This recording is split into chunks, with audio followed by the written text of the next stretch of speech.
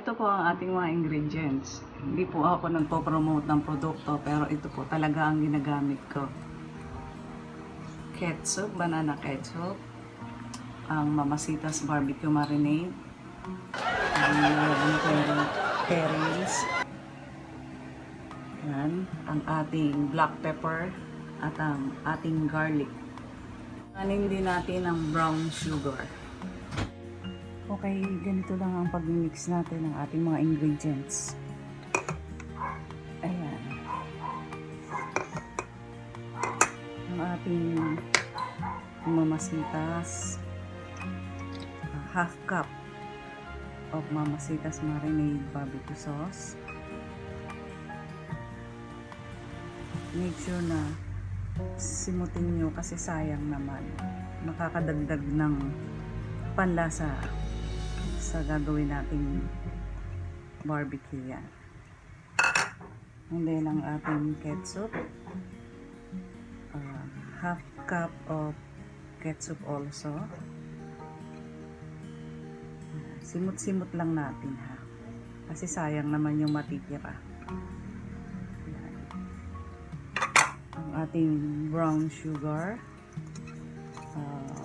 1 tablespoon. Ang ating garlic na isang ulo ng garlic. Ang ating black pepper. Okay.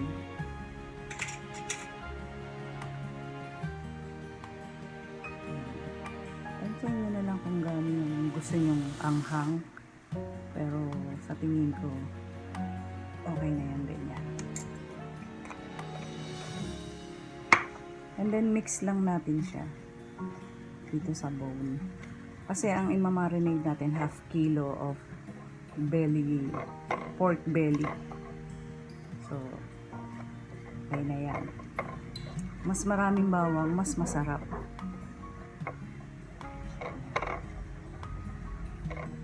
So, mix lang natin ng ganyan. Mix.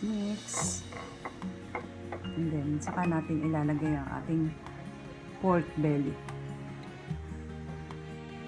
So, hintayin lang natin na matunaw ang ating sugar. And then, lagyan natin siya ng ito. 1, 2. Ganun lang. 2 tap lang. Okay na yun. Malasang-malasa na siya. Okay. Ang pork natin, ang pork belly natin, make it sure na bago nyo siya i-marinate, make it sure na napatulo nyo siya ng mabuti. Kasi sayang naman yung yung tinimpla nyo marinate kung hindi nyo i-dry na mabuti yung pork natin. So, ito na yung pork natin. Ayan. Cover nyo lang siyang mabuti ng ating marinade. Half kilo lang siya. So, tamang-tama lang yung tinimpla natin na pang marinade. Tamang-tama lang siya para sa half kilo. Ganyan lang siya. Tapos, patuloy natin ganyan. Okay. So, balik tayo after this. So, cover muna natin siya. Tapos, lagay natin muna siya sa ref, sa fridge. Maghintay muna tayo ng 45 minutes to 1 hour bago natin siya lutuin. Okay? Lutuin na natin ang ating barbecue na na-marinate natin ng 1 hour. Yan. Okay. Hintayin lang natin siya na maluto at babalikan natin siya. Niluluto na natin ang ating pork belly barbecue. Maya-maya lang, ituturo ko naman sa inyo kung paano gumawa ng sausawa ng ating barbecue para mas masarap ang inyong pagkain. Okay?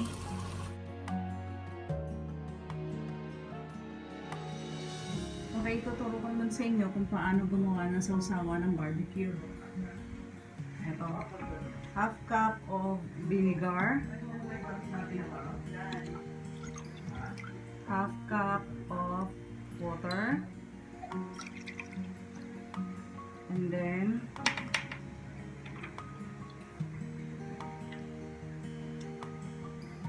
ang ating brown sugar, half teaspoon, and then half teaspoon of ating soy sauce. So mix lang muna natin siya. Kapag kulang pa siya sa soy sauce, dagdagan na lang natin. So magdagdag ulit tayo ng half teaspoon. So ayan.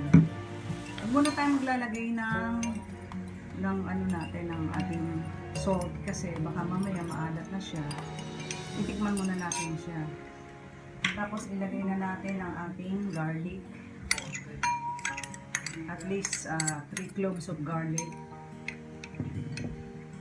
Isang onion.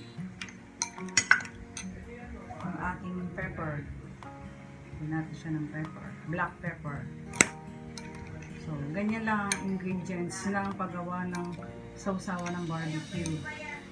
Okay? Lagyan din natin siya ng sili para mas kompleto na ang lasa niya. Kasi yung paminta, hindi masyadong magbigay ng anghang. So, itong ating sili, magbibigay ng anghang. Ayan na ang ating sausawa ng barbecue. Ang ating barbecue with sausawan. So, sana may natutunan kayo sa aking isinare sa inyo. Kung gusto nyo malaman ang procedure, panoorin nyo lang ang aking video. Ito po si Ma'am Rosang naglilingkod sa inyo. Don't forget to like and subscribe. Bye!